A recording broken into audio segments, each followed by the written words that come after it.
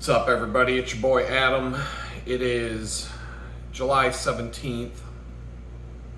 It's probably going to be a long video. I wrote down stuff to talk about, and it's going to be, I'll have to cut the video before I even get there. My hair, I need to get a haircut. I've always tried, 6 weeks is like the sweet spot.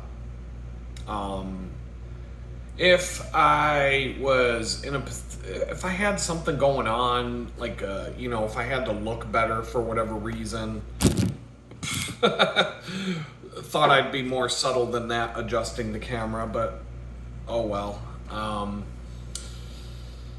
If I had something going on, where I had to look proper, that might, I might get a haircut every few weeks. Or who knows, maybe even a touch-up more often than that. But I don't like taking the time to do my haircut. Like, it's time out of my day that I'm just like, that's the main reason why I let it go. But it starts to, like, my head starts to overheat. It's like a beaver pelt up on my head. And it's like, it creates this insulated, it's like I'm wearing a freaking ski cap. And I'm already hot-headed, so it's like, it just makes everything worse as soon as it grows out to about this length, it starts to drive me crazy from that moment on. And last week, I would say the end of right around this, a week ago today was 6 weeks. And so now it's like, I gotta do it. But I moved farther away from where I was getting my hair cut, and I think I'm still gonna go to the same Supercuts because the girl who was cutting my hair there, she does a good job, and I like my haircuts when I get there, and it's cheap. It's like really cheap. And all the other places that I check, there's a place that's a couple miles away. I could walk there, or it's a quick tool on the bike to get there, over in Old Town Spring. It's like their website said $30 for a men's haircut. I was like, okay, I see. And then I click on the book an appointment link, and it says that takes you to some other thing. A lot of salons and barbershops use some sort of scheduling service website that's made, you just pay a monthly fee. But not all of those will plug directly into your website easily. Some of them say they do, and then they don't. And, it's like any software, it's crap. But anyway, you go to their booking website, and it's like $40 for a men's haircut. So by the time you leave a tip, I don't want to pay $50 to get my hair cut. It's crazy. I get that, we live in the Joe Biden times, the cost of everything went through the roof. So I get it, things are more expensive, but $50 for 15 minutes to get a haircut, I don't know, it bothers me. So now I'm like, okay, the best way for me to get this done is Saturday after I go to the bakery. I already have to go to the bakery. Well, I already have to go to Whole Foods after the bakery and make an Amazon return. I bought a coffee bottle, like 2 insulated coffee bottles, and one, the cap, the stopper at the top of the bottle, it basically disintegrated into like separate parts the first time I took it to work. So Amazon sent me a new one. It may have just been from moisture or something. I left it in the fridge overnight to keep it cold, and then I put it in my backpack the next morning and rode into work, and it was after I got to work I went to unscrew it and the whole cap disintegrated. It's like the glue that holds the different parts of the cap together. The glue basically disintegrated, and I'm wondering if it was just from the moisture, because it's humid here, and I put a cold bottle in my backpack, but it still shouldn't have happened. So I'm just going to be careful with these new ones and I won't leave it in the fridge overnight and see if that helps. And if it happens again, I'll just send both of them back and be like, all right, give me my money back. Good. Otherwise, they seem like really nice bottles. I was really impressed. But now I was impressed because I thought, if you go camping, you can throw those in a cooler with stuff in them and whatnot. I don't trust that. I don't trust that at all. I don't trust putting them in a cooler. I used to have insulated steel bottles that I bought in a pack, and I'd fill those up with cold brew coffee and throw those in my cooler on trips, so that I'd have a supply of cold brew coffee for however long period of time. But I don't trust glass. I try not to put any glass in camping. Sometimes you can't help it, but I try to avoid glass when I'm packing for things like that. So I looked at a salon next to Whole Foods in the Woodlands where I have to go, it was like a men's salon, and I'm like, oh God, how much is this gonna be? I click on the services page. I'm like, there's no prices here, so what this is gonna mean. And then so I hit the book appointment button to see, and it was like $60 something to get a haircut. And I'm like, for a fucking haircut? If you live in the Woodlands and you're rich, nobody gives a shit. But $60 to get a haircut I'm gonna be in and out in like 15 minutes. And Supercuts, I don't like Supercuts in general, but the place doesn't matter. The place you go doesn't matter. It's the person who cuts your hair that matters. So whether they're at Supercuts or at the fancy salon or wherever the hell they are, if you find someone who does a good job on your hair, cutting your hair, even for a basic men's cut, I'm telling you, I went to this one in Jamestown. I went to Supercuts. I didn't like my haircuts there. And I'm like, they weren't horrible. They did the job. They kept me cool, and I had to get a haircut. But then I found a place right next to the library, and this woman did a really good job on my hair, and it was like $10 cheaper than Supercuts. And I'm like, why didn't I go here? And it was like a week before I was moving to Houston. So I'm like, I could have saved myself so many long walks, because going to Supercuts was like a 5-mile walk each way. So it was like a 10-mile hike just to get my hair cut. I could have just been like, anytime I'm at the library, I'd just be like, oh, I gotta bounce over, get a haircut, come back to the library. So, live and learn. But there isn't really any place to go near me. But now Supercuts used to be like 3/4 of a mile. It was a quick walk. Now it's 3 miles away. So it's pretty much anything over a mile. I just don't walk anymore. I don't want to walk. I'll take the bicycle, and I'll do that. I just can't pay $50-$60 to get my hair cut. That's crazy. So I'm just kind of like, I'm trying to figure out. I'll probably just go to the spot I've been going, and I think I'll just time it. It's gonna, I don't know, my ride on Saturday to come home is gonna suck. If it's gonna be like pouring rain, which it never does, 160 something bicycle rides this year, and I haven't been rained on. I've been rained on twice. Both times were in the morning.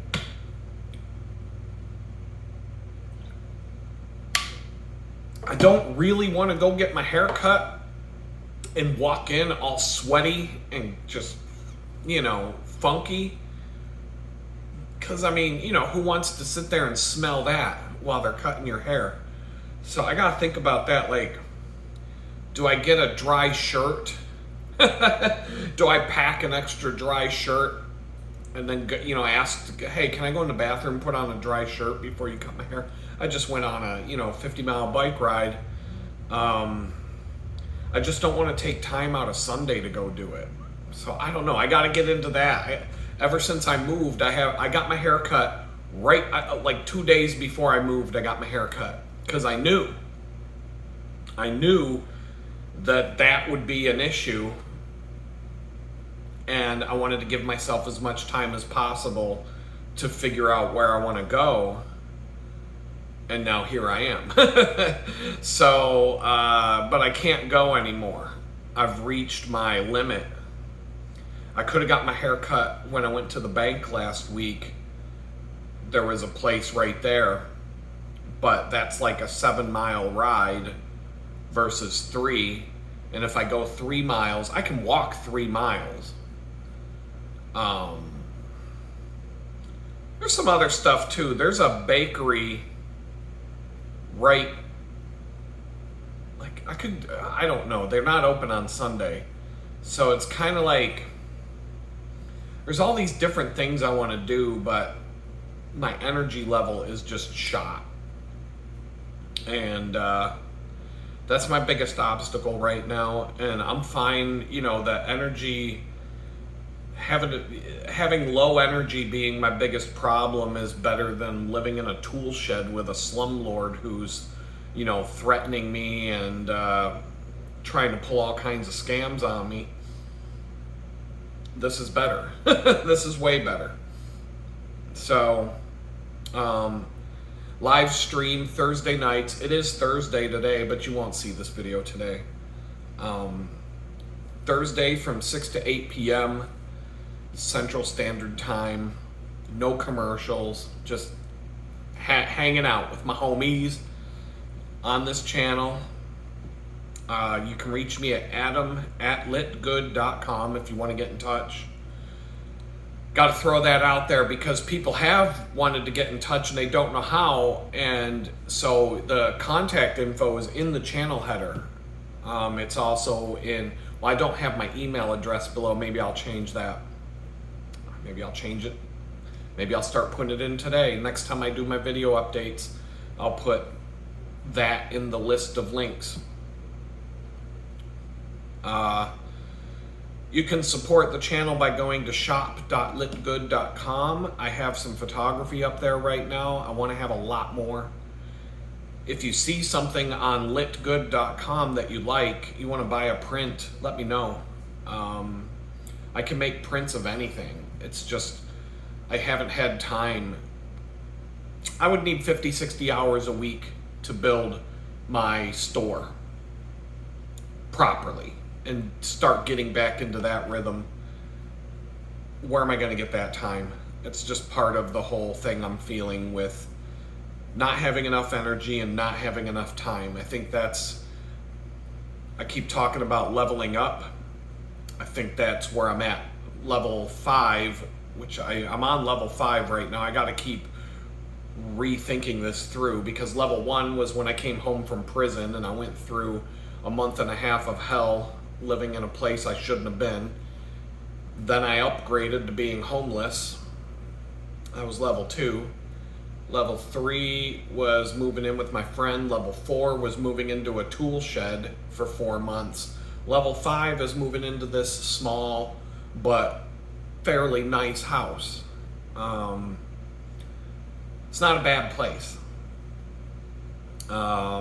So to get to level 6 in this game, what I'm finding out right now is that the thing I need to overcome is fatigue and figuring out how to manage my time effectively so I can get more done. And I don't want to abandon the YouTube channel. I think I'm supposed to be doing, I think that's actually really important for me to keep doing this.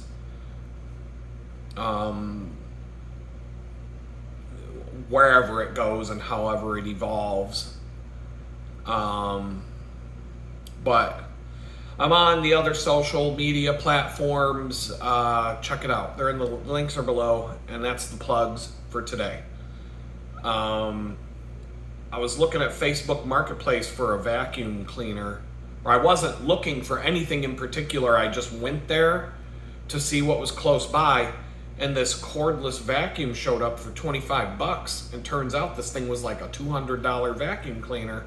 And I'm like, yeah, I'll do it. And so I messaged the guy a few times. Every time I messaged the guy, his response was a thumbs up emoji. I'm like, what the fuck? So I was like, so where do you want to meet? What time you want to meet? Thumbs up. I'm like, okay, I live in the same neighborhood as you. Where do you want me to come to your place? Do you want to meet at Target? Thumbs up.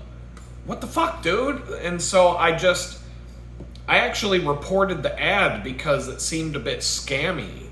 I reported it, and one of the things that you can report it for is seller doesn't want to sell. And I'm like, selling a brand, it looked like it was almost brand new, $200 thing for $25. And then every reply when I ask about it is thumbs up emoji. Seemed a bit scammy, and then like an hour later it was marked as sold. So maybe someone reached out to the guy earlier than me, and he was just keeping me on the hook in case that didn't go through. He could, I don't know, people do that. I do that.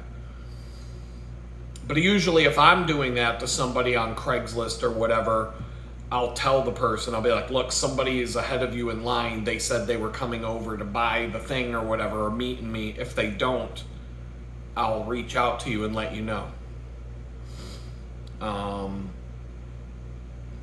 People are really flaky on Facebook Marketplace, though. It's crazy how people will list shit for sale and then just completely flake out on you. Craigslist could be a little bit like that. But Facebook Marketplace is just like, holy fuck, it's at a whole nother level of ridiculous people. The apartment that I was trying, since I'm on the topic of flaky Facebook people, I have that garage apartment that I wanted to move into back in, I looked at it, I believe it was the end of April or the very first couple of days of May. I was hoping to move in June 1st. And this guy jerked me around until the middle of May on 3 or 4 occasions where he would be like, well, call me back. I'm making my decision on this day. I'm making my decision. Oh, no, I got a few more people to look at it. I'm going to make my decision on Friday. And then Friday comes, people are coming over the weekend to look. I'm going to make a decision on Monday. And he just kept kicking that. Finally, I was just like, see you later, asshole. Well, that apartment is still available. It's July 17th, and it's still showing up because I have it bookmarked as a saved ad in Facebook Marketplace. And if he rented it, it would be marked as such unless he was just too lazy. But the thing is, these sellers, they want to turn their ads off because they don't want to get bombarded with responses. And so that thing's still marked as available. I'm like, talk about being a picky son of a bitch. Like, and people were saying, and I agreed before people even said this to me, think about what an asshole this landlord's going to be, or how much of a pain in the ass he's going to be as a landlord if he's this much of a picky pain in the ass before you move into the place. No kidding. I mean, he lives on the same property, and it's like, he'll sit there, he's going to leave this place vacant for 4 months looking for the perfect tenant to move in. Have at it, dude. I mean, he didn't seem like he needs the money. So he's whatever, dude, if that's what you are. But that's going to be one hell of a landlord for whoever moves in there. I guarantee you he is going to be up your ass on a daily basis about anything and everything he could possibly. He's going to be like looking at your mail and wonder why you're getting mail from like, he'll go to the mailbox and be like, why are you getting mail from this? What's going, like, he'll probably bitch you out for getting too many Amazon deliveries. Like, you don't even know what you're getting into with someone like that. I just can't have all these Amazon trucks pulling in and out of my driveway 3 or 4 times a week. You need to order less stuff, or you know what I mean? Like, who knows? who knows what you're in for with someone like that? That's crazy. That is so crazy. Let's see, I can talk about a lot of you all have been thinking all these months that I'm a Republican, and I keep telling you, no, I'm not. I can't stand the Democrats, but I just said, give me some time. I'll get around to telling you how much I can't stand the Republicans, and now here we are. Here we are. I've put them on blast for the last few videos, haven't I? I just, I noticed something this week with everything that's going on. And I pay attention to, a lot of the times when I see a post, I'm more entertained by the comments than the posts. The comments are the gold mine when you're looking to be entertained. So I just remember, when North Carolina got flooded, the Republicans were all mad. They were angry because Joe Biden and the Democrat government wouldn't step in to help anybody down there. And the messed up thing is Asheville, North Carolina, is a heavy, heavy, heavy Democrat city. Like, half of I would say 3/4 of the people in Asheville don't even know what gender they are. We used to call it Maskville when we'd go to visit, because everywhere you go, people were still wearing I'm sure they were still wearing their masks today in Maskville, North Carolina. So, but the Republicans were mad because the Democrats wouldn't help anybody that got flooded down there, because they're just a bunch of mountaintop hillbillies. That's the general stereotype, but Asheville is a heavily Democrat-filled city. They're full on, that's probably 99% Joe Biden territory. And that's like the hillbilly version of Haight Street in San Francisco. That city, yeah, no. But the point is, the Republicans were mad that the Democrats wouldn't help anybody. But then I was looking at a post about how when California was burned to the ground and now all the empty lots are going to be used for low-income housing and smart cities, and the Republicans love it. All the comments from Republicans were like, ha ha, you got what you voted for, California. Go fuck yourself, California. Ha ha, you got what you deserve, you liberal pieces of shit. Ha ha. And it's like, and so that's why I fucking hate Democrats and Republicans, because you're fine with abuse of authority as long as the abuse of authority is generated toward the other team. And you're totally fine with a lack of helping people as long as the people that didn't get help were on the other team.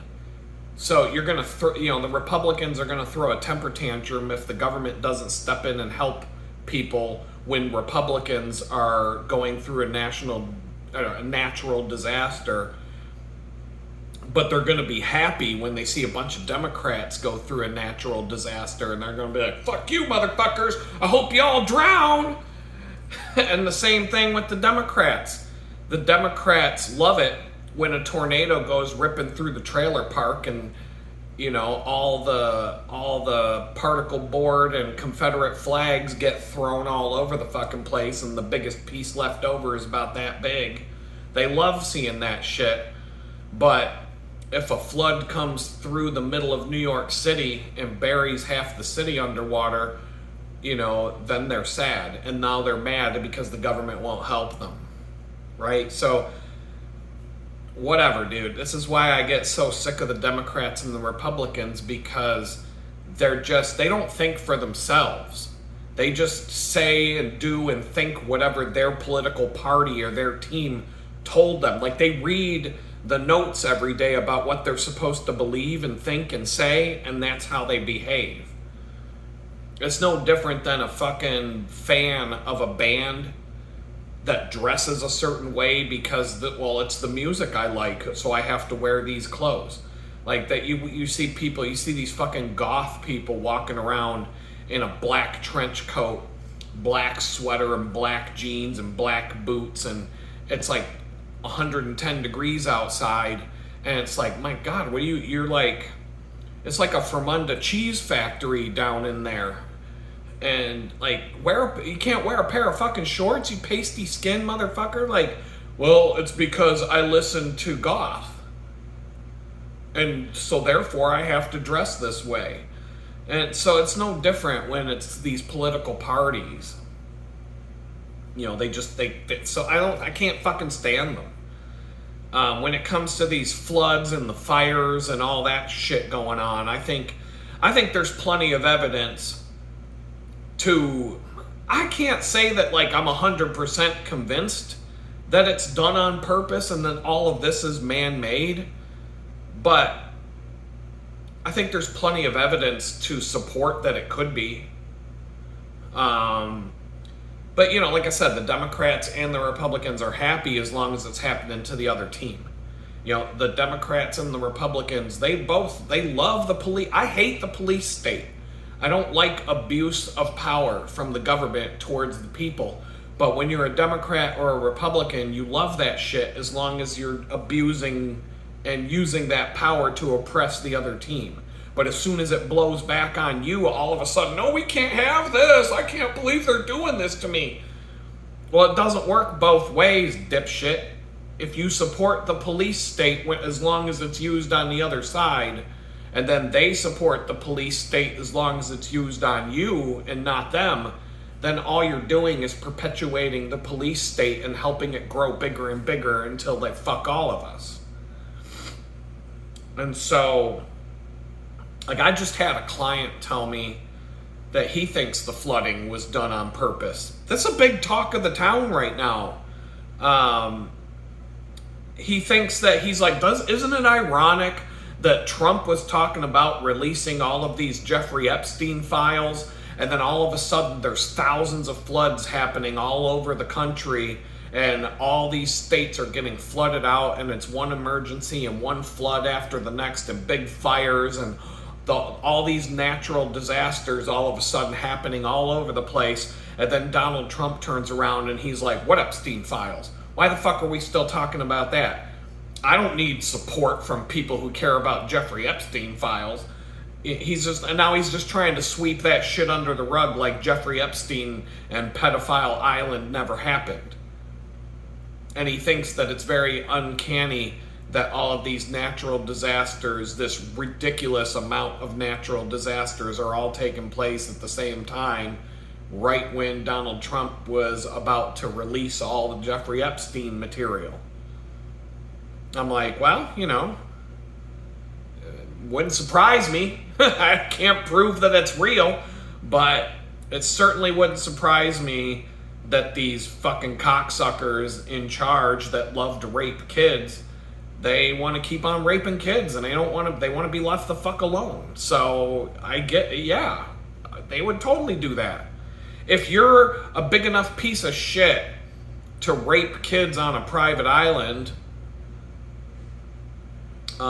you're definitely a big enough piece of shit to unleash weather weapons on the population. I think they go pretty much hand in hand.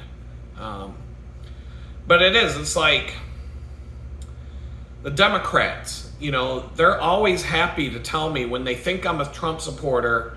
The Democrats love to just sit there and tell me over and over again everything that's bad about Donald Trump. Oh, Donald Trump did this, and Donald Trump said that, and what about the time he did, and this, and that, and he ran his business in there, and it's just bad. And all they do is talk about fucking Donald Trump all day.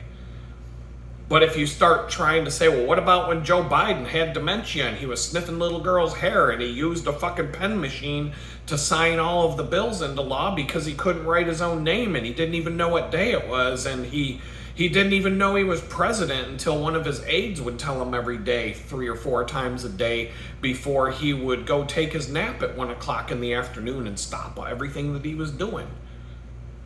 Like, you can't tell a Democrat anything like that without them just plugging their fucking ears and closing their eyes and calling you a fucking asshole. So you can tell me everything that's wrong with Donald Trump, but you're not going to look at your own dementia-riddled, hair-sniffing, child-molesting retard president and say that there's anything wrong with him? Get the fuck out of here. So, you're not mad that what if Donald Trump used a pen machine to sign his name on everything because he was too senile to even know he was president and had no fucking idea what was going on? You'd be mad about that, wouldn't you? But when Joe Biden does it, you're cool with it. You know, the Democrats, they don't care. They never cared about the child molesters on Jeffrey Epstein Island. You know, the Republicans. The Republicans were mad about it, but the Democrats didn't care. The Republicans kept saying, you know, we've got to do something about this. We got to go after those child molesters. We got to get them. We got to get them. And then all of a sudden, you know, when Joe Biden was giving the child molesters a free pass, the Republicans were up in arms. The Trump supporters were mad. But now that Donald Trump says we have to give the child molesters a free pass, all the Republicans are turning around and saying, yeah, why are we still talking about Jeffrey Epstein? That happened so long ago. Like, why? That's ancient news. Why are we still talking about this? That, like, just let it go. I'm not letting it go. And it's like, you know, the other thing, Republicans, they love to hate on poor people. Even poor Republicans that live in the fucking trailer park eating mayonnaise sandwiches all day, they fucking love to hit. They love to hate on poor people. Like when Republicans start bitching about poor people being able to eat McDonald's on food stamps, and it's like, I keep saying, you know, you assholes, you're bitching about the wrong shit. So here's one. The Federal Reserve Bank in Washington, D.C. I'm going to have to look something up here while we talk. But the Federal Reserve Bank in Washington, D.C. is undergoing renovations. The building, $2.5 billion for renovations on the building in downtown Washington, D.C. Now,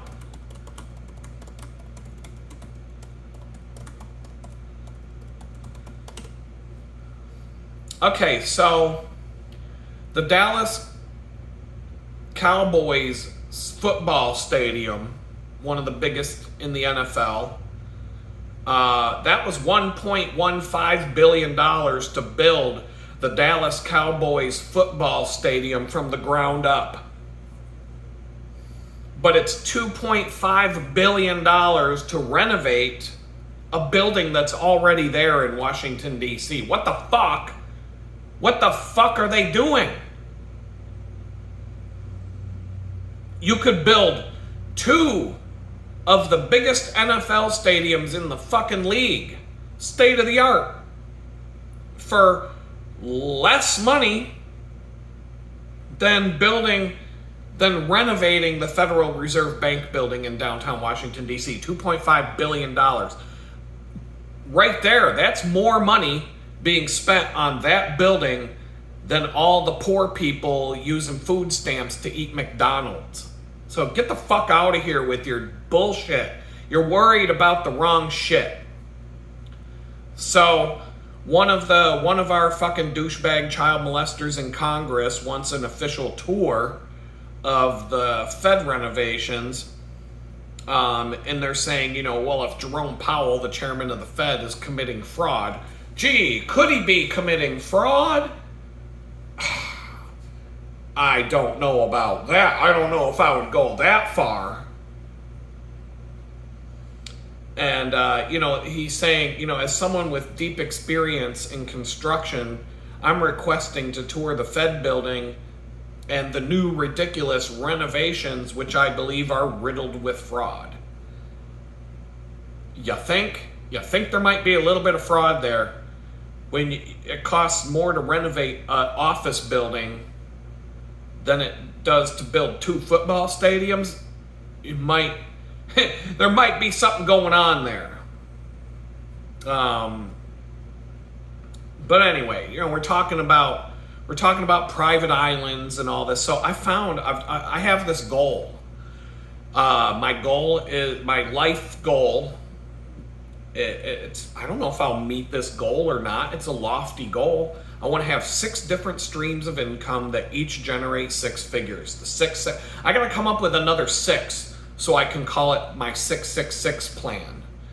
But I only have 2 of the 6s figured out. I don't know what the other 6 is. Maybe I could move to Utah and have 6 wives. 6 streams of income that make 6 figures each with 6 wives.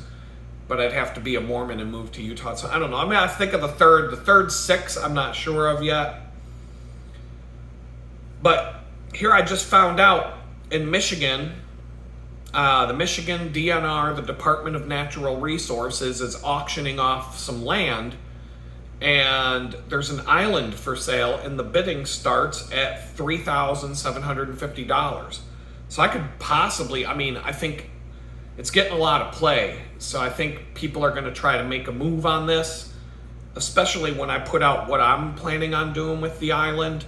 I think light bulbs are going to go off in some people's heads, and they're going to try to outbid me. That's like a quarter of the money that I would make in a year right now. So I don't know if I can afford this, but an island in Genesee County, Michigan, in the middle of Panama Lake, located in Fenton Township, is a small slice of land less than an acre big. It's approximately 3.5 miles northwest of Fenton, Michigan. While the parcel of land is zoned for a single-family home, it's too small to legally build on the lot. So that means that you can't build any structures on the land. The bidding starts at $3,750, and it's lot number 10049. You can look this up. So you might be thinking, well, if I can't build anything on it, it's pretty worthless. But I started to think about it, and I'm like, all these rich assholes in Congress and in our government and, the celebrities and whatnot, they lost their child molester island when Jeffrey Epstein got arrested, and they might still be looking for a new place to go. And so what if I set up some yurts? If you don't know what a yurt is, it's basically like a glamorous tent. It's not a permanent structure. It's basically a tent with wooden walls in a circular shape, and you can make a yurt pretty glamorous. Something that a rich person would be comfortable hanging out in because it's very quaint and close to nature, and it's basically it's like a way that rich people would go camping. I'm not sleeping in a tent, but a yurt? Oh, I could definitely do that. So if I built a bunch of yurts, maybe some cages and some other stuff, I could set up a little bit of a summer camp. And then I can just rent the island out to these rich politicians who are looking for a new island to rape all of the kidnapped kids that they scooped up over the winter. It's going to be a seasonal thing. Nobody's going to want to go rape the kids in December and January on my private island. But June, July, August, game on. And I'm just collecting the rental fees for renting out the island like it's basically an Airbnb island for these rich pedophile cocksuckers. And I'm not involved in the human trafficking part. I'm just renting out the land. Don't associate me with whatever these people do on that island. That's their business. I don't want to know. Just as long as you clean up after yourselves and leave the island at least as good of condition as you found it. There's still going to be a cleanup fee and all of these things, but those will be in the terms of the lease. But I don't want to know what's going on there. But if I can get the right politicians to come rape the kids on the island, I'll be protected, just like all of Jeffrey Epstein's clients. They're not going to want to lose their island this time. So they might even change the zoning laws for me so that I can build something on the island. Like, how about a temple? How about a nice big temple on the island so that everybody on the shore can see, something neat to look at? I don't know, should I go with the blue and white stripes with the golden dome at the top, or should I do something a little more subtle? Maybe I can put out a contest for the design of the temple and you get a free weekend on the island before, the rich pedophiles show up for the season. I don't know. But, I don't know, man. I think, or, let's just scrap that idea. And I buy this island. And I decide, you know what? I hate all you motherfuckers. I'm going to my island. Leave me the fuck alone. Peace out. I'll have to change my federal probation district to Michigan, whatever district that is. And then when I'm filling out the forms about, because the probation officer is going to have to come inspect my place. So be it. I'll set up some tents. I'll set up something to live. I'll live off the land, live off the grid. But I'm going to have to tell the probation officer, oh, by the way, you're going to have to bring a boat. But yeah, just look for the blue and white striped temple on the island. You can't miss it. So, I don't know, if I rent out my island to the first few child molesting politicians that rent it out from me, might have enough pull to not only get my probation dropped, but to have my criminal record expunged completely. And then I could go and do DoorDash to make some extra money on top of that, finally. So, I don't know. I may be onto something here. $4,000 could change my life. It's not very often that you get to do something like that for that little. But I'm going to keep an eye on that island. I have a feeling it's going to go. Now that the cat's out of the bag, I think other people are going to hear this video when it comes out, and they're going to be like, that's a great idea. And the bidding's, it's going to be like $20,000, $30,000 for this island. That's way out of my league now. So, but since I'm on the topic of home ownership, as I like to call it,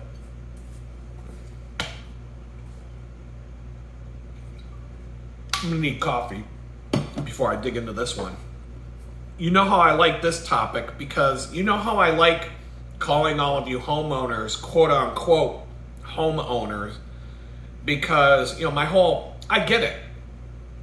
I don't want to live in this place for the rest of my life. I want to be a quote unquote homeowner with a place that I had a say in something to do with. But I'm not stupid. I know that I don't own it.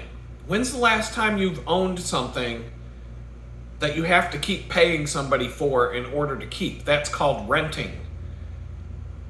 When you lease a car, you don't own the car. You keep paying a lease payment. And then when you're done leasing the car, you give it back to the owner.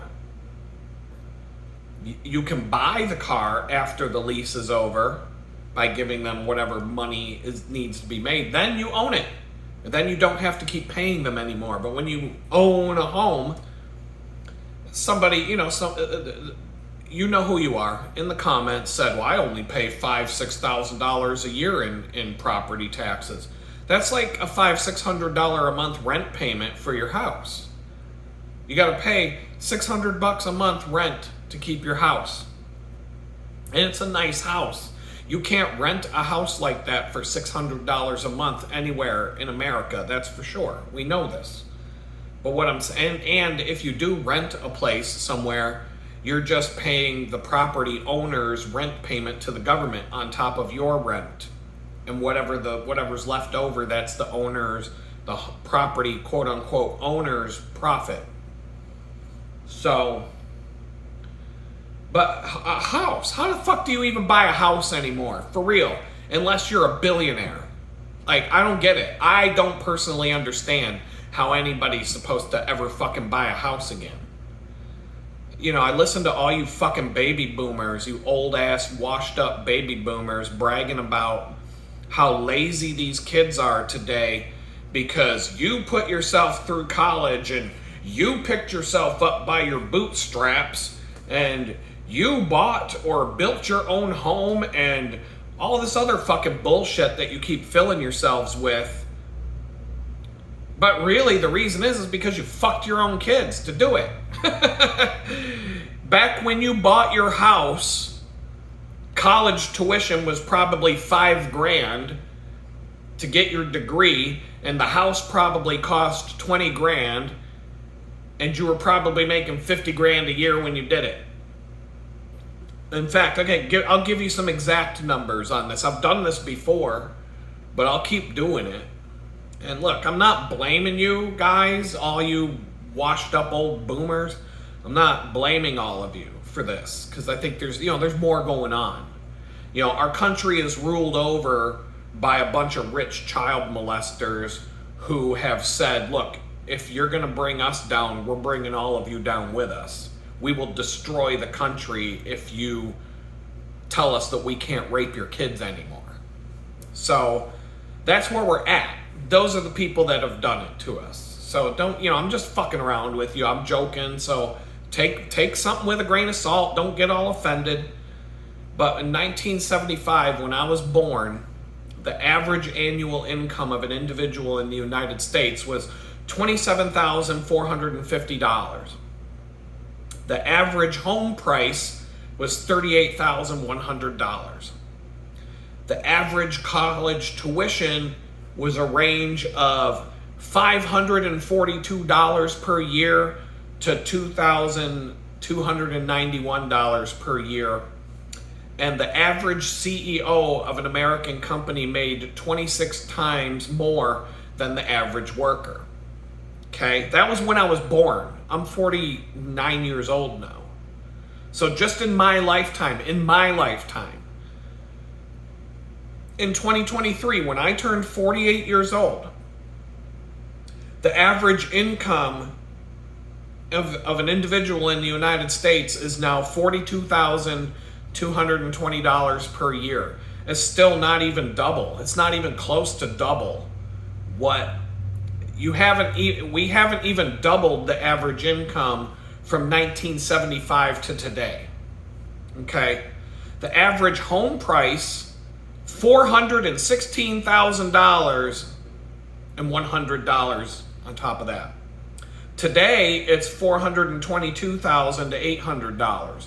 Average price of a home. So now that home that was $40,000 back when I was born is now $420,000 today. The average college tuition now is $11,610 per year, up to between that and $31,000 a year. Used to be $500 at the low end. Now it's $12,000 per year. And now the average CEO makes 268 times more than the average worker of his or her company. Not 26 times more like when I was born, 268 times more. So yes, of course, it's the ruling class. It's those CEOs, the ones that rape the kids on the private islands and then say we're going to bring down the whole fucking country if you tell us we're not allowed to do that anymore. They're the ones that are causing this problem. I'm not blaming the baby boomers, but you baby boomers just kept your mouth shut and let them get away with it all these years. As long as, you watch them blow apart John Kennedy's head, and you didn't give a fuck about holding anybody accountable for that. You believed that, Walter Cronkite and Dan Rather, they would never lie to me on TV. They would never tell a lie. And they've never told you a fucking grain of truth in your entire fucking life. You blame your lazy ass kids and your grandkids, but you were the ones that fucked them and left them with nothing. You took everything and left your kids and grandkids penniless. And now you all wonder, all you fucking old boomers, you sit here and wonder why the kids are running around burning down cities, throwing rocks at the cops, knocking down statues, burning your town to the ground. It's because you kicked them out of their own fucking town. You made it impossible for anybody to purchase a home. And Even though you never actually own your home, like I've been saying all along, pretending that you do when you pay rent to the government in the form of property taxes instead of paying a landlord, that's still being a somewhat of a homeowner is a good motivation for these kids to take care of their shit. If these kids could actually afford to buy a home, they might not want to go destroy their fucking neighborhood because now they got a home to take care of and they've got a yard to keep clean and they have to take like this is something I own. Here's like I'm not throwing my daughter under the bus or nothing, but my daughter, she used to get cell phones when she was younger and she would fucking destroy these things. Every time she would get another cell phone, this thing would last like 3 weeks and it's already got a cracked screen, the fucking thing's been underwater. She would take it in the shower with her and wonder why it stopped working. Like, the thing would be completely fucking hosed in like 2 months. And then she would just run around demanding a new phone and, we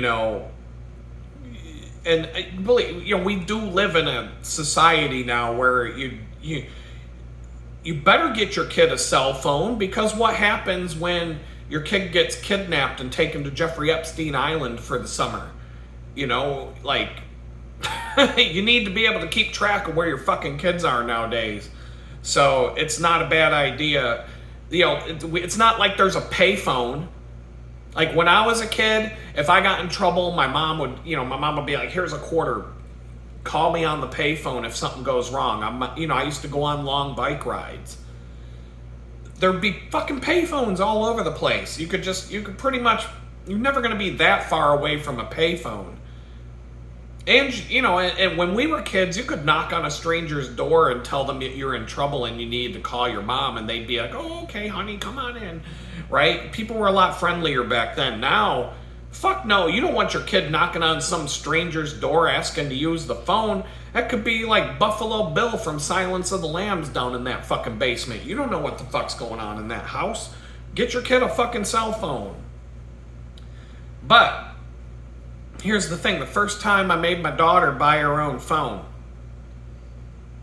guess what happened? Oh, that phone lasted forever.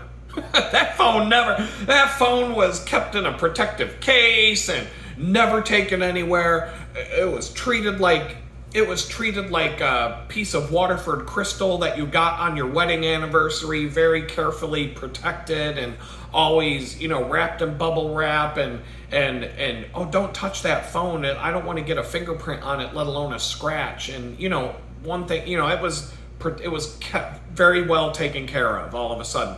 Oh, when I got some skin in the game, I got to take care of my shit. Kids are kids, man. That's what they do. Fuck, dude. I was just as bad when I was a kid. I was a scumbag to my parents when I was growing up. I broke shit. I didn't care. I had the keys to their minivan all the time, and the thing was a complete lemon when they bought it. But I sure as hell didn't treat it with any respect at all.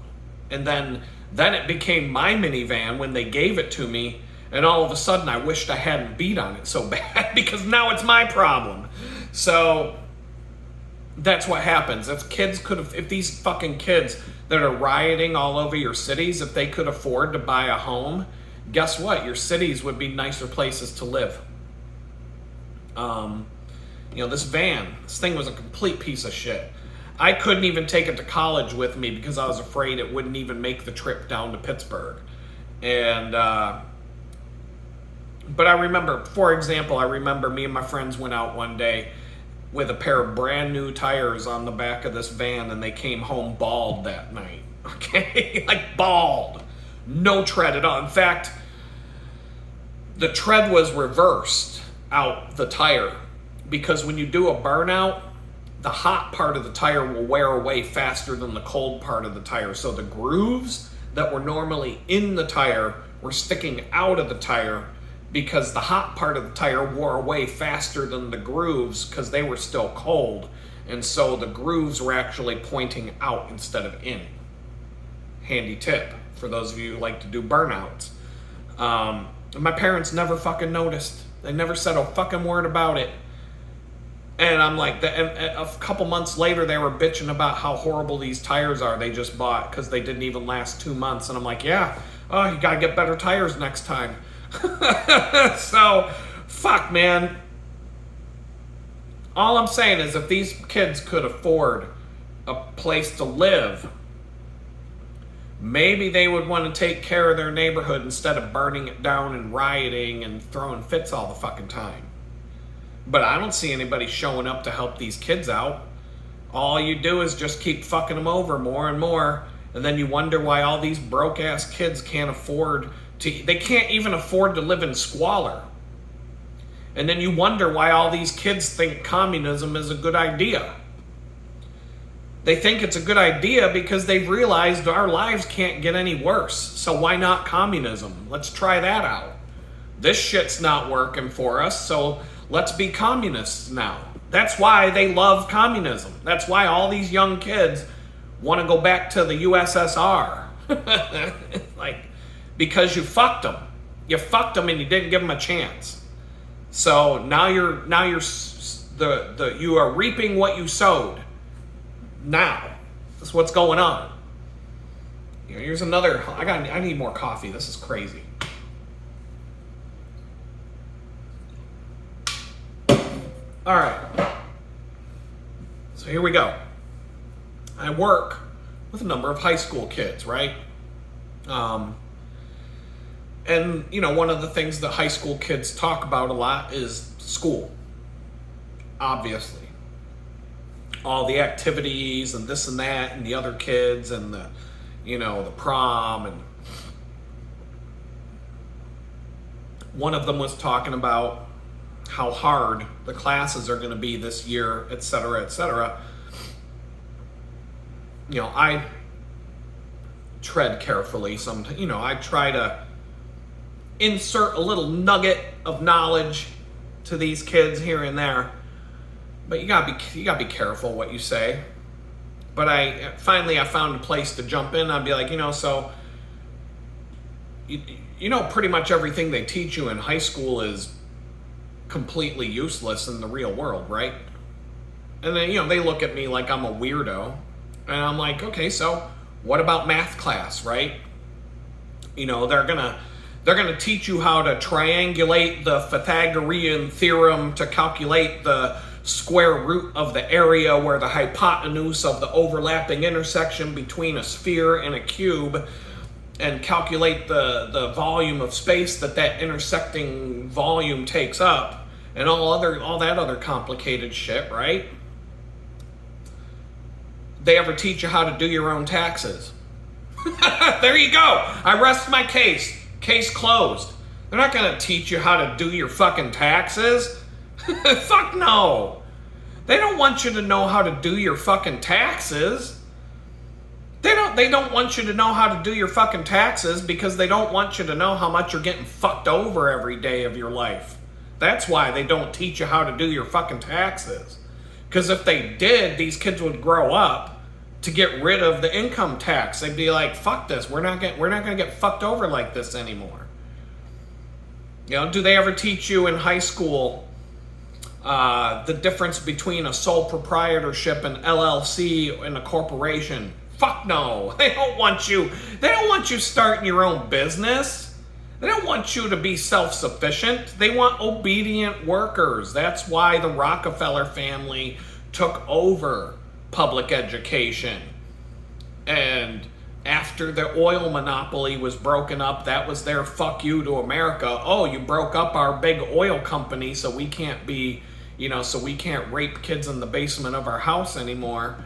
We're gonna have to go get a private island somewhere because now, we can't afford to keep an acre of land or a county of land outside of our Biltmore estate.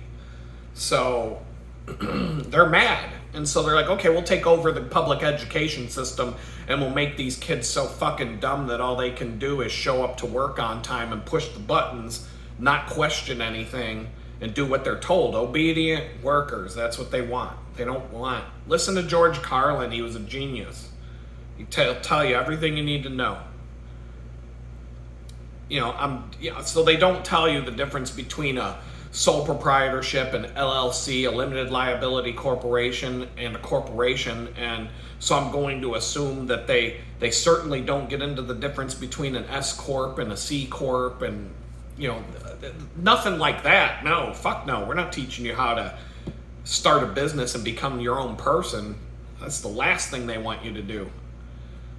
If they ever teach you how to calculate interest on a fucking loan, they'll teach you the Pythagorean hypotenuse with the intersecting cube and the sphere, and how to calculate the surface area of the overlapping shapes and all this other dumb shit that you don't fucking need. They ever teach you how to calculate the interest on a loan? No, nobody knows how to fucking do that. That's why you need to go online and find a calculator for it, because nobody knows how to do it. So they definitely don't want you to know how to calculate the interest on a loan. How the fuck are they going to get away with charging you 27 to 32% interest rates if you know what the fuck that means when you're 16, 17, 18 years old? I just taught these kids more in this video in the last 5 to 10 minutes than they're ever going to learn in 4 years of high school, just by being real. Just by telling these kids the truth. They don't teach these kids one fucking thing about finances, debt. And then on top of that, they keep telling these kids that they aren't ever going to amount to anything in life unless they go to college. And so they got these kids who are deemed too young to handle the responsibility of drinking, and who just got their fucking driver's license a couple weeks ago, you can't legally drink, but you're totally mature and ready to take on over $100,000 worth of debt the day you graduate high school, because you certainly understand the ramifications and obligations and how that's ultimately going to destroy your life, right? We have no problem sending an 18-year-old kid off to some fucking war. Here's a machine gun, Johnny, have fun. We'll send him off to fucking war to kill people and die for his country, but he can't legally have a beer if he makes it home in one piece. He comes home from the killing field that day. No, Johnny, you're not old enough. You gotta wait 3 more years to have a fucking beer. Sorry, kid. Go kill some more Hajis. Get the fuck out of here. Fuck, man. You can't blame these fucking kids for getting into student loan debt and then not understanding that in the real world, a rich man can rack up $1 million worth of debt and then just declare bankruptcy and be like, my bad, and walk away from it. They do it every fucking day. They do it all the fucking time. That's one of the main ways that rich people get rich. They borrow a bunch of fucking money, they spend it all, and they go, oh, I can't pay that shit back. Bankrupt! Walk away from the debt, millions of dollars, go get me another loan. Do it again, and again, and again, and again. That's how they do it. But you kids, you can't walk away and declare bankruptcy from your $100,000 loan that you took to go to college. That $100,000 loan that you had to take out to go to college so that you could graduate and get a job making $10 an hour. Good fucking luck, kids. Ha ha. They got you by the balls because you can't declare bankruptcy. You can't have student debt discharged in a bankruptcy. But a billionaire can rack up $500 million worth of debt and just bankrupt, bitch, see ya, and walk away from that. No problem. And these schools, they make sure that these kids know the most useless fucking shit inside and out. They make sure that these kids memorize what every single fucking letter in the LGBTQ, TGIF, TCB, YBCB, GCB, GB, plus squared to the 5th power means. They know what every single one of those fucking letters stands for, and the plus and the plus. They know what all that shit means. They have to memorize it and they get tested on it. But they don't know how to fucking open up a bank account and balance a checkbook when they graduate from fucking high school. Get the fuck out of here, man. And then you've got some kids that are in college right now, and one in particular I feel bad for because, they're just young and they don't know. They'll get to be my age and they'll be bitter and angry like I am because they're going to look back and realize how bad they got fucked over. But right now, they're just living their best life, They're doing what they were told they have to do. Anyway, this one's going to school for nursing to a 4-year, university. And when she talks about all the classes that she's taking at the 4-year university, it's basically all the same fucking classes just got done taking in high school. The same shit. At the same fucking level, like basic math and English literature and a bunch more useless bullshit like, anthropological studies of the, mating habits of the transgender Siberian squirrel and shit like that. Nothing fucking useful. And I'm like, I'm asking her, I'm like, have you ever taken a class in the last 2 years that has anything to do with being a nurse? And the answer is no. When are they fucking gonna teach you how to be a nurse when you wanted to go be a nurse? You're paying you're paying 30 grand a year for tuition to learn all this useless bullshit, but you signed up to be a nurse. They haven't even taught you how to fucking put a Band-Aid on a cut yet, let alone nurse shit. So what the fuck are they doing? What the fuck are you paying for? I don't get it. They got these kids fucking getting hoodwinked, going to a 4-year college to take for the first 2 years, to take all the same stupid bullshit classes they had to take in high school. But now they have to pay $25 large a year just to take the same class. And after like 3 or 4 years, they might get a class that has something to do with the career they signed up for. And they might not even get to take those classes until they've already gone 100 grand into debt. And now they got to go to grad school to take all the classes to learn how to do the thing that they wanted to be. So by the time they get to be a nurse, they're like 150 grand to $200,000 in debt. And for example, when my best friend's wife moved here, who was a nurse in Boston, she couldn't find a job as a nurse here in Houston making more than $20 an hour. So you're going to go to fucking college for 6 fucking years or whatever the hell it is, going 200 grand in debt to come out making $20 an hour as a fucking nurse? And like, she was like, she couldn't find a job down here making as much as she did in Boston as a nurse. And because Houston, it's a Republican city. They don't give a fuck about people here. So fuck the nurses. And she was like, I'm not going to bust my ass wiping asses and changing fucking old people's diapers for $20 an hour when I can go work for the airline making 30 to 40 an hour to throw people's luggage around all day. Why the fuck would I want to work in a hospital at this point? Like, I'm not getting poop on my hand to toss people's luggage onto the plane. Fuck it, man. So these kids are going to school for 4 to 6 years, to nursing school or some other fucking career, and they're going to have to pay off a loan equal to the amount of a crappy house, $200,000 loan, the day they graduate from college, while they're making just above minimum wage. You'd be lucky to be making $20 an hour paying off that fucking loan. How are you going to do it? How are you going to buy a fucking house? You're already 200 large in the hole. How are you going to go buy that $450,000 average house when you already owe $200,000? Like, how do you even pay for that shit? How do you even pay for the fucking house in the first place? Like, that mortgage is going to be $5 grand a month. How the fuck do you do that? So, yeah, what the fuck did you expect, you stupid hillbilly asshole Republicans, calling these kids a bunch of lazy assholes? What the fuck did you think was going to happen if this is what you fucking sat back and watched happen to them? Now you're watching what you fucking got. You signed up for this shit, and now that's what's happening.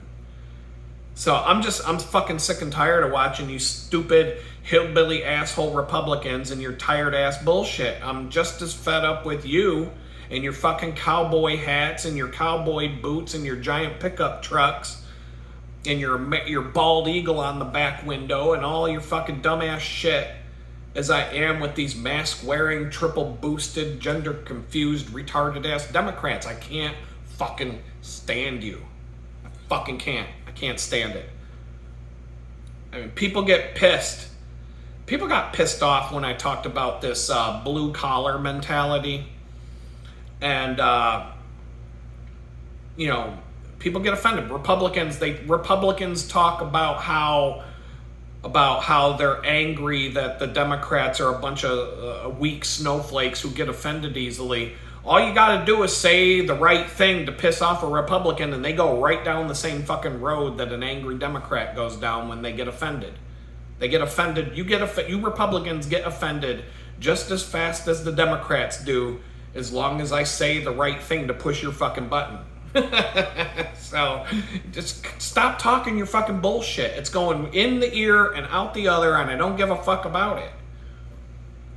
People got really mad. The Republicans got really mad when I talked about this blue collar mentality a while back, and they fucking put me on blast.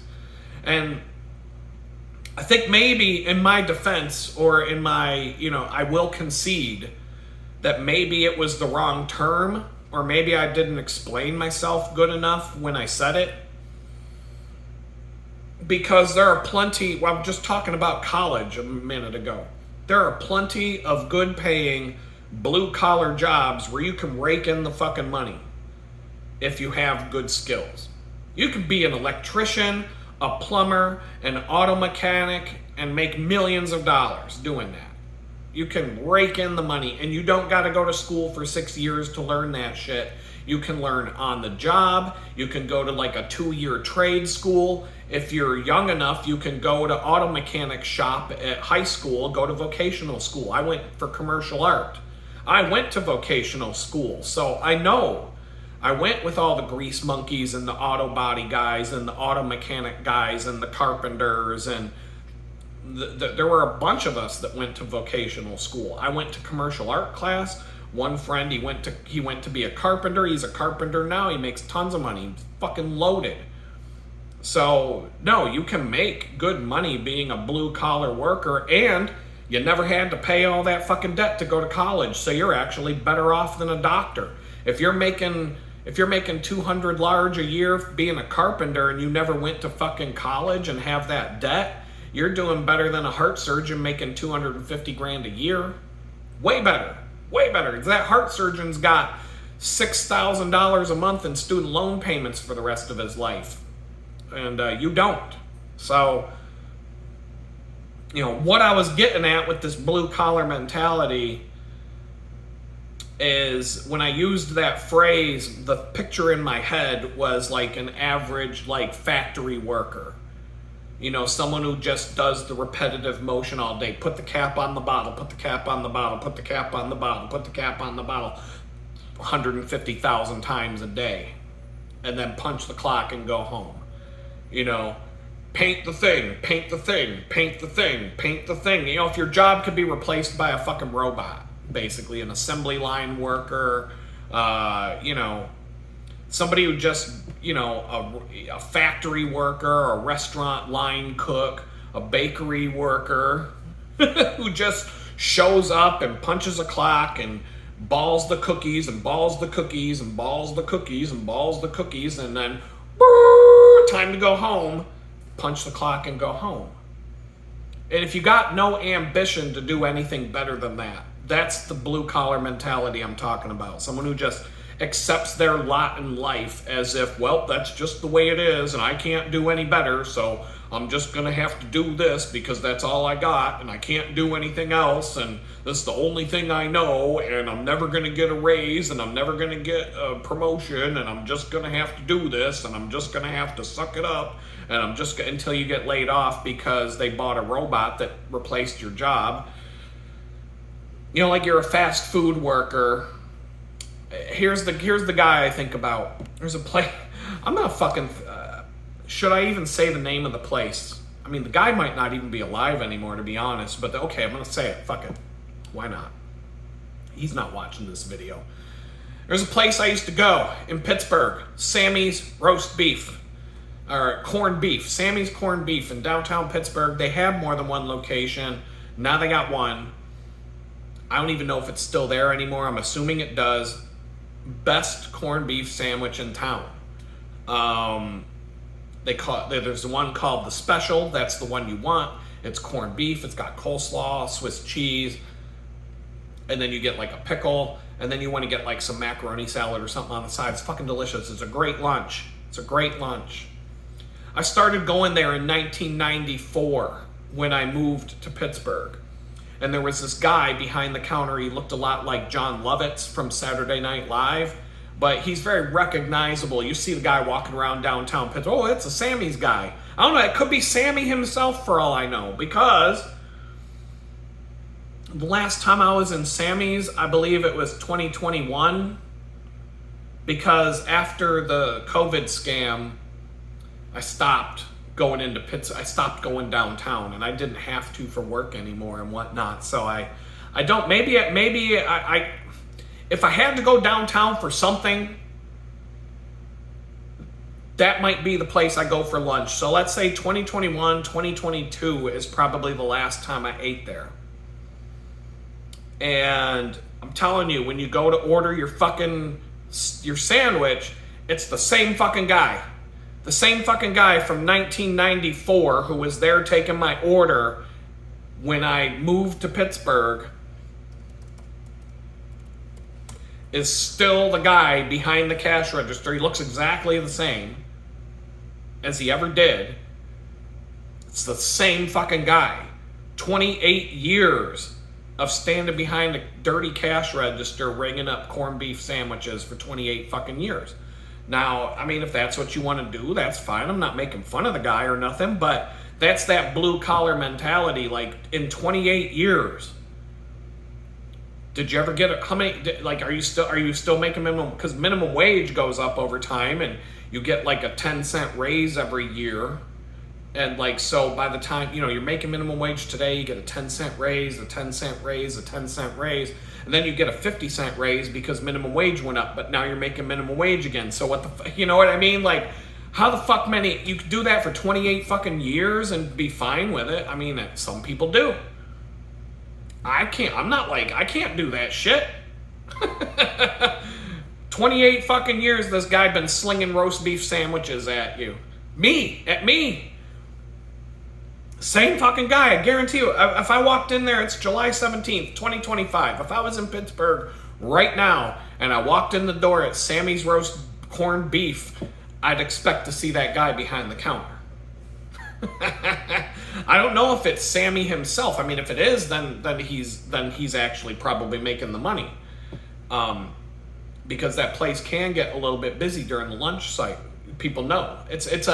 It's kind of a dirty hole in the wall kind of place, but if you know, you know. It's delicious. It's got a weird smell when you walk in the door. It's like, it smells like it smells like that old man bar.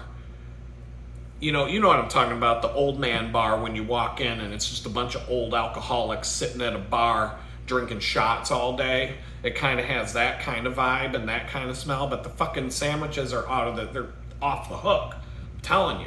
It's a good place to go. But I mean, you got that blue collar mentality, and that's what I'm gonna sling roast beef sandwiches for the next 28 years, and I don't got no ideas to make my life better. I'm just this is what it is. It's what I got. It's what I'm gonna do, I guess. That's the blue collar mentality right there. You're barely scraping enough money to survive. I mean, even though I'm working at a bakery right now, the whole, the skills I'm picking up and the knowledge, fuck, man. Other than the, NDA and non-compete agreements and that kind of crap, they make you sign a fucking non-compete agreement now if you go work at McDonald's, and if you go across the street and get a job at Burger King, they'll sue you for $100,000 for breaking your fucking non-compete agreement. A non-compete agreement used to be between, like, say you owned an ad agency and you were a partner with 3 other people, and you had, like, you know, douchebag heckler, you know, Jimmy and John, the ad agency. One of the partner, they have a non-compete agreement, so that if one of the partners leaves the ad agency, they can't just take all of their clients with them and continue to work with their clients and take the business away from the ad agency.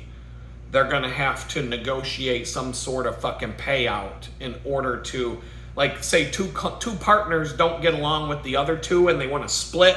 Well, there's an agreement there that says, well, you can't just leave and take the clients with you, so we're going to have to figure something out. And they'll figure out, like, how to divvy it up, and, you know, that's a non-compete agreement.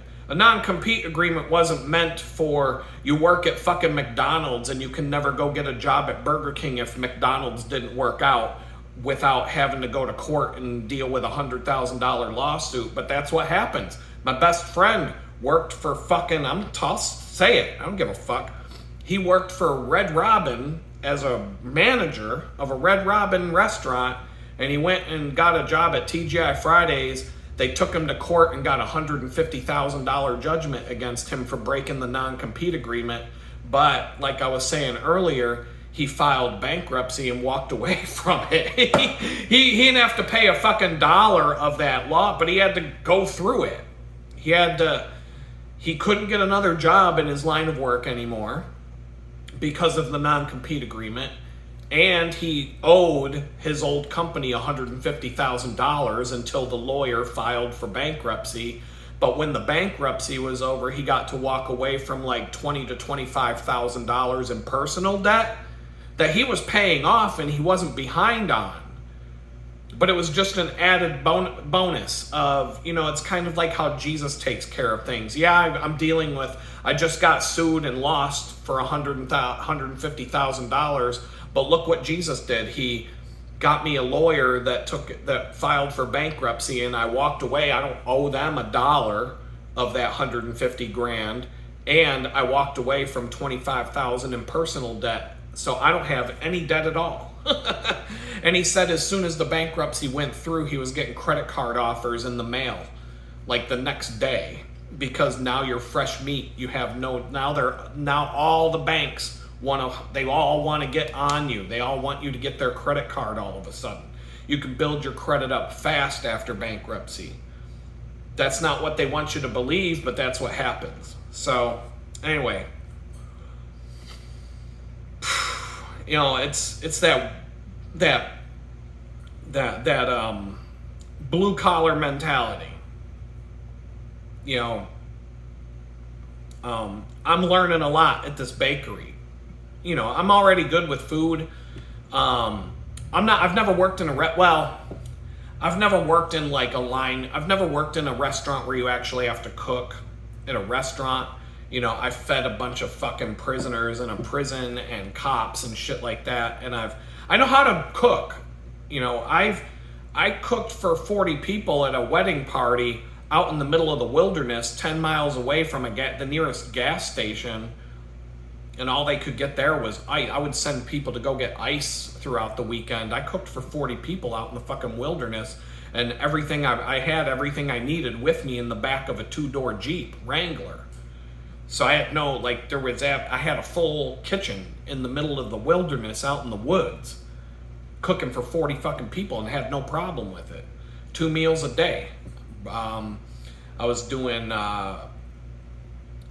breakfast and dinner. And for lunch, you're on your own. So I was cooking a big-ass breakfast, big-ass dinner, and whatever in between, you do what you want. And for 30, 40 people. And no problem at all. We had so much leftover food that we couldn't give it away. And I brought home so much leftover food, I couldn't even eat it before it all went bad. And that was after freezing it. Chilies and soups and potato soup and this and that and the other thing. Oh, fuck, man, it was so good. But, so I could open a bakery and slay this shit. I could open up a bakery that would put every bakery in town out of business within a fucking week. Because I know how to do it, and I know how to do marketing. And if I really put my nose to the grindstone, I could show up in a town and just be like, see ya! This is the new baker in town, bitches. That's it. I can take it over. But I don't want to. But I could.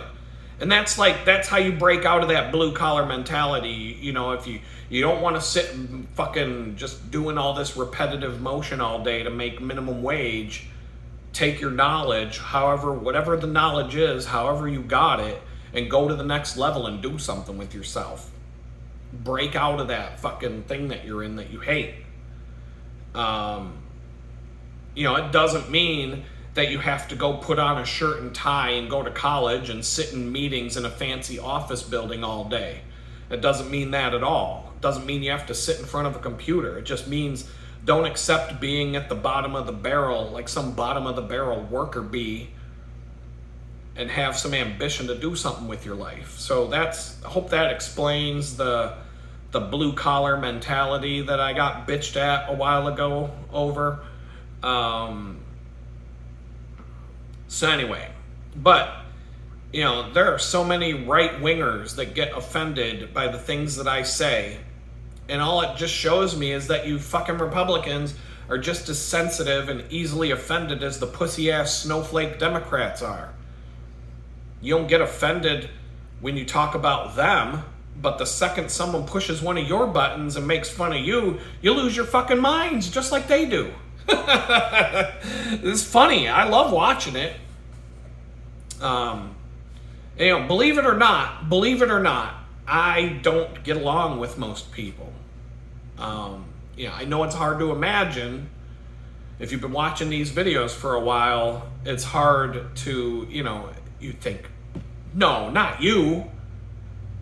But believe it or not, I don't get along with a lot of people. Democrats and Republicans, I don't. I mean, politics, I talk about politics there's 4 kinds of people in this country. I'll just stick with America. You got Democrats, Republicans. They have firmly picked one side. They don't give whatever side they chose to be on, whatever team they decided to pick. It's like watching the Super Bowl. They don't give a fuck. If you're a Kansas City Chiefs fan, you don't give a fuck that the referees favor the Chiefs and the referees always call fouls against the other team, but they never call anything against the Chiefs. You wouldn't care if the Chiefs got caught outright cheating as long as they're winning the Super Bowl. You don't give a fuck. You only care about what the other team's doing when they're doing wrong. Same thing with the Philadelphia Eagles. The fans, they don't give a fuck how much the Eagles cheat and how much the refs work in their favor and get bribed and whatever else goes on. They only care about fucking over the other team. It's like a football game. And so, fucking Republicans and Democrats, they're the worst. I can't stand them. Like, none of my close friends in life have ever been Democrats or Republicans to where they're just, I'm on that team, and that's all I talk about is how much the other team sucks, but I'll never talk about how much my team sucks, because my team's awesome. It's like, your team fucking sucks too. So, I tend, like, I'll hang out with these people, I'll find out what they are, I'll hear them bitch and moan about Donald Trump all day, and then, you talk about creepy Joe Biden and they don't want to hear it. Like, no, what are you talking about? We can't talk about that. Same thing on the other side. You can talk about Joe Biden sniffing kids' hair. You can talk about Joe Biden using a pen machine to sign all of his bills because he's too fucking old and senile he didn't even know he was fucking president for 4 years until someone would remind him every now and then, hey, you're the president, right? Huh? Oh, okay, cool. And, but, we can't talk about how Donald Trump just came out and said, Jeffrey Epstein never happened, and, there was no human trafficking involved, there were no clients on Pedophile Island and all that stuff. We can't talk about that if you're a Republican. So that's the first two kind of people. I can't deal with them. The people I get along with generally in this world are the other two. And out of the other two, you got the people who are awake, not the woke. Woke is different than being awake. Being awake means you see the shit for what it is, and you can call a turd a turd. You're walking down the sidewalk, you see a turd on the sidewalk, you can be like, hey, don't step in the shit. And, some people are going to get mad at you. Stop! Don't stop talking about that shit. And then they step on the fucking turd and get shit all over their shoe. Well, I tried to tell you, but you didn't want to fucking listen. The awake, the ones I can talk to about what's going on, and we can talk about how much Donald Trump sucks. We can talk about how much Joe Biden sucks. We can talk about how much Obama sucked. We can talk about George Bush and how much he sucked.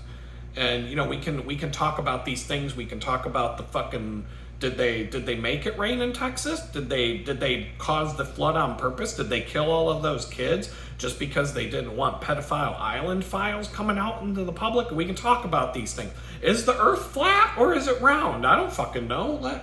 Those flat earth people, they have a few good things to say. I'm not convinced. I still believe that the earth is round. But I'll listen to the flat earth people and I'll be like, you do make me think sometimes. Sometimes I think you're full of shit, and sometimes you spit out facts that aren't true.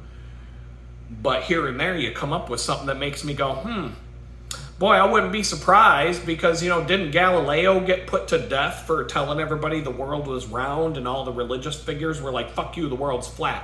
Kill him. But now we all believe the world's round, and somebody who points out that the world's flat, they're the ones getting crucified now. So which one is it?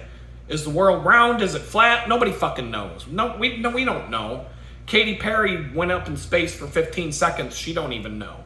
She was too busy doing butterfly hand signs and shit like that to the camera. That bitch never even looked out the fucking window the whole time she was in space, so she don't know. Democrats and Republicans, you're out. I don't vibe with you guys. The awake, yeah, we're cool. We hang out all the time. And people who just don't give a shit. People who are completely ignorant. People who couldn't even tell you who the vice president is. People who don't know who the mayor of their town is. People who don't follow government or politics or want anything to do with it and have absolutely no idea whatsoever, and are just completely ignorant and don't give a shit. And typically those people are, the reason why they don't give a shit is because they know that the people in charge are nothing but a bunch of fucking crooks. I can't do anything about it, so why the fuck do I care? So those are the two kinds of people on the opposite end of the spectrum from the, if you want to look at it as like a diamond, you got Republicans over here, you got Democrats over here, the awake are at the top, the ignorant are at the bottom, and the top and bottom get along, but they don't get along with the other two. And these two on the left and right, they only get along with themselves. They don't get along with the other ones. So that's typically how it works. And so I get along, most of my best friends are pretty much awake. Like, you can talk about anything. Nobody gets offended. We'll bust each other's balls and all that kind of stuff, but you can talk about, I could talk to my best friend about, hey, what do you think? Do you think the Earth's flat today? Look at this. I don't know. I thought it was round yesterday, but now I don't fucking know today. And then maybe tomorrow I'll be like, nah, I think it's round again. So we don't, who fucking knows? Who knows? But the political people are the ones I don't get along with. And it doesn't matter which side you take, because at some point, if you're one of these left-right idiots, we're going to disagree about something major, and then we're just going to get mad and go our separate ways. This is why I had zero chance in court for my criminal charges, because the Democrats on the jury all hate Donald Trump, and they're looking at me sitting there in the defendant chair, and they're like, he's a Trump supporter, fuck him, he should go to the electric chair, he needs to spend the rest of his life in prison, fuck Donald Trump, fuck him, fuck those Trump supporters, fuck him. The Republicans on the jury are looking at me like the police are heroes. The boys in blue, the thin blue line, cops can do no wrong. Law enforcement are heroes. He threatened America's heroes. You know, they don't like the FBI when it comes to Trump, but otherwise they're America's heroes. They're the top law enforcement in the country. The thin blue line, the law and order, the heroes of justice. And you threatened them. You deserve to spend the rest of your life in jail. You deserve the electric chair. Fry, you motherfucker. We fucking hate you. Go to fucking hell, you piece of shit. So the Republicans and the Democrats on the jury want to see me fry. For different reasons, but they all fucking hate me from day one. They're not even going to listen to a single fucking thing that's said in the courtroom because on day one, they've already made up their minds. Guilty. That's it. That's how it's going to go. The deliberations... The jury deliberation's going to be like 20 seconds. They're all going to be marched out of the room. The door's going to shut. It's going to be shut for like 10 seconds. The door's going to open back up and they're all going to come back to the jury box and sit back down. And the judge is going to be like, well, that was fast. And they're like, yeah, we know. We know what. Guilty. Guilty, guilty, guilty, guilty, guilty, guilty, guilty, guilty, guilty, guilty, guilty, guilty, guilty, guilty, guilty. All charges. That's it. So that's about the fucking chance I had getting a fair trial. So, all because the Democrats hate me, the Republicans hate me. You think I'm going to get someone who's a little bit awake and thinks for themselves on a jury? They'll kick that person out and send them home. They won't let them be on the jury. So, you know, if you're in court for a January 6th trial, that's a hung jury right there. All the Republicans are going to say not guilty, not guilty. All the Democrats, guilty, guilty, guilty, not guilty, guilty. Hung jury. They're never going to be able to fill a jury with all Democrats or all Republicans. So it's going to be a hung jury every time. If any of those kids ever went to trial, it would be a hung jury. Unless the trial, well, I guess the trial was in Washington, D.C. for a lot of that shit, and it's going to be nothing but Democrats. So I guess... But if there was a Republican on the jury, it'd be hung jury every time. Transgender nut job shoots up a school. The Democrats, not guilty, not guilty, not guilty, not guilty. The Republicans, guilty, guilty, guilty. That's how it's going to go. They're not even going to listen to the fucking case. I had people in prison tell me that when they'd look over at the jury during their trial, half of the fucking jury would be sleeping. Like snoring, sleeping. Especially when their own attorney was presenting their case to the jury. Like, I would have been like, hey, lawyer, get the judge to wake these fucking people up. But then if you wake them up out of their slumber, then they're going to get mad at you for waking them up in the middle of the court case. And then they're going to vote guilty just because they're mad that you didn't let them take a fucking nap. So you're fucked. You're just fucked no matter what. Our system is not working. But either way, the Republicans and the Democrats would want to see me fry in the electric chair, even though I didn't even kill anybody. They would just want to make an example out of me because they both hate me so much. You know, I'm just telling you, the two-party system is bullshit. You know, we actually have one party in this country, and that party is the Rich Asshole Child Molester Club, and none of us are in it.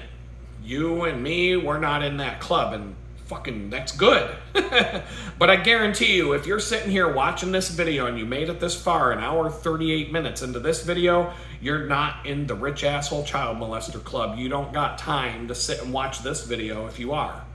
And good for you. Who wants to be in that club?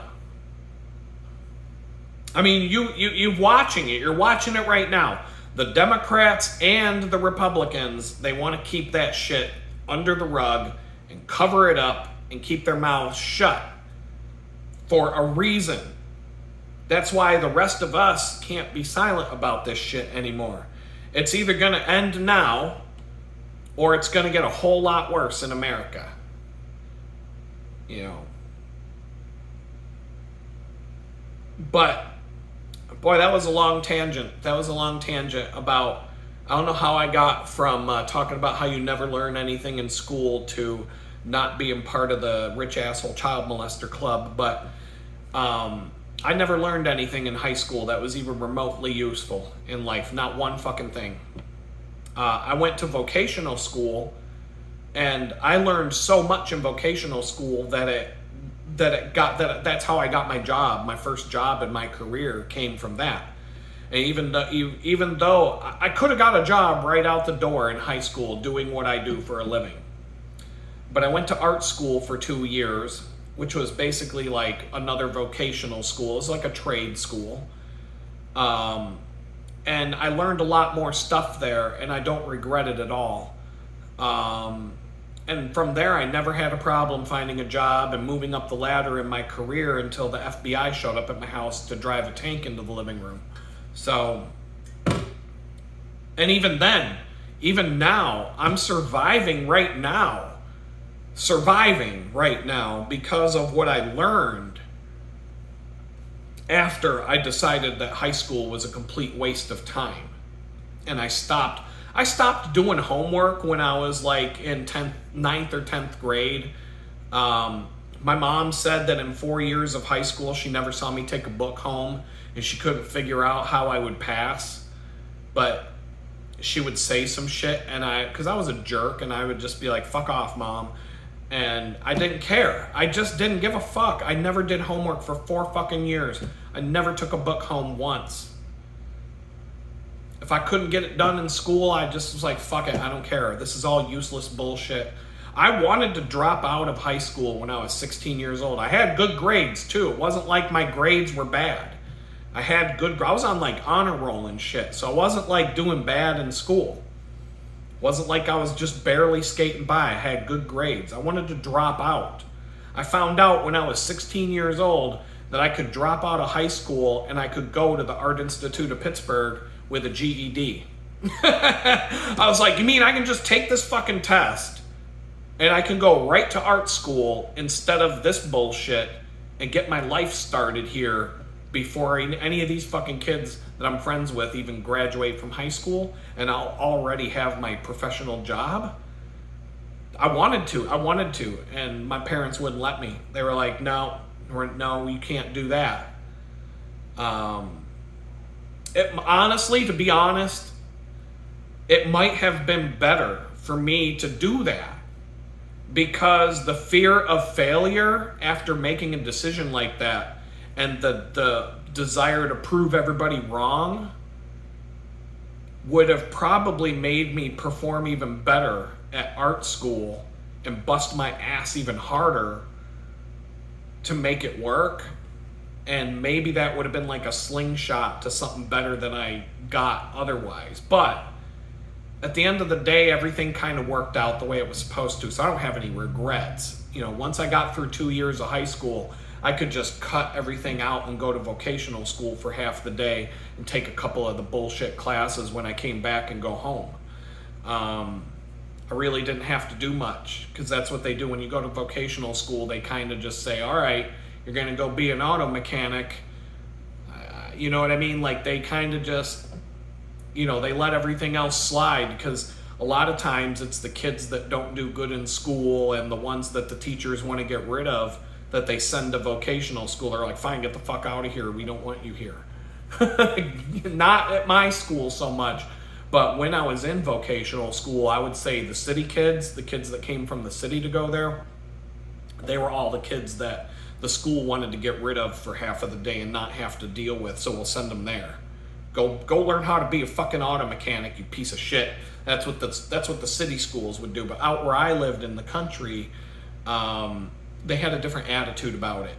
But there was a kid who went to auto mechanics. I don't know what he did with his life, but his nickname was Penis when we were growing up. And when we were in the 5th grade, he was in like the 7th grade. But we all lived in the town. I had to ride my bike, but everybody kind of lived all next to each other in this town, and so we would hang out with him. But we were in the 5th grade, he was in the 7th grade. But when we were in 11th grade, he was in 9th grade. So we fucking passed him. We caught up to him and then went way beyond. So in the time it took him to go from 5th grade to 9th grade, from the time it took him to go from 7th grade to 9th grade, we went from 5th grade to like 11th grade. And so they were like, here, kid, go to fucking auto mechanic school because you're not gonna fucking graduate. You get the fuck out of here and go figure out how to work on cars or some shit. That's what they did. That's what they did. But I don't know. My parents wouldn't let me drop out. Bill Gates dropped out of fucking college, dropped out of high school, whatever, became the biggest billionaire on earth for a while. All these billionaires dropped out of school when they were young because fuck it was pointless, and they knew that it was worthless, and they knew they had better shit to do. So that's kind of where I was. I was like, we didn't even have all these high school dropout billionaires when I was a kid that I could be like, hey mom, look at these billionaires that dropped out of high school and look how it worked out for them. You know what I mean? Like, I didn't have that shit I didn't have that to bring home to mom to give me permission to quit high school. But it was a fucking waste of time. It was 4 fucking years of a complete waste of time. Out of my 2 kids, one of them, and this has more to do with the kids' personalities. One of my kids, she went to college, got a master's degree. She's doing well. But I encouraged that. The other kid, I'm like, yeah, learn how to fucking write code and make some good video games and you'll be rich. You know, like, I'm like, you don't need to go to college for that. Like, he's interested in stuff that I know for a fact that you don't have to go to college to learn. Could it help? Sure. You can go to Carnegie Mellon University for computer science and get out of school making good money as a programmer. Well, you used to be able to, but now all the programmers come from India, so you're going to get tuition at Carnegie Mellon University. Fuck, you're going to be in like 250 large when you come out of school, and then you're going to be competing against all these H-1B visas from India for programming jobs making 40 grand a year. And you're competing against indentured servants that can't go work at another company, so the wages are basically shot down, and these companies really don't hire American programmers anymore. But if you're good at making video games, fuck, you can do what you want. You make a good video game, Angry Birds, Flappy Bird, that's gotta be the easiest fucking game that somebody made in a long time. It's just a bird, one fucking button, you make the bird's wings flap, you fly through some fucking pipes. That guy made millions of dollars, and now he don't gotta do a damn thing for the rest of his life. Make one fucking video game. So, if that's what my son wants to do, knock yourself out, kid, do it. You don't gotta go to college for that. You can. I wouldn't be opposed. I wouldn't say don't do it, but I'd be like, you don't need to get in $200,000 worth of debt to learn how to make some video games. You can, like, all the things that you need to learn are right in front of you for free on the internet. And going to get an education is not a bad thing. I'm not knocking it. But the debt and the hassle that it's going to bring to your life is not fun.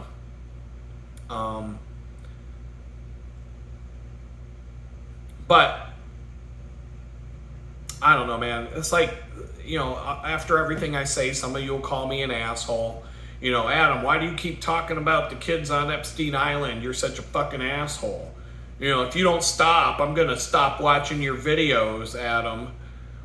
And it's like, I just keep saying, I'm like, I would like to put out a suggestion and say, maybe I'm not the asshole, but maybe the rich people who fuck little kids on a private island, maybe that's the asshole.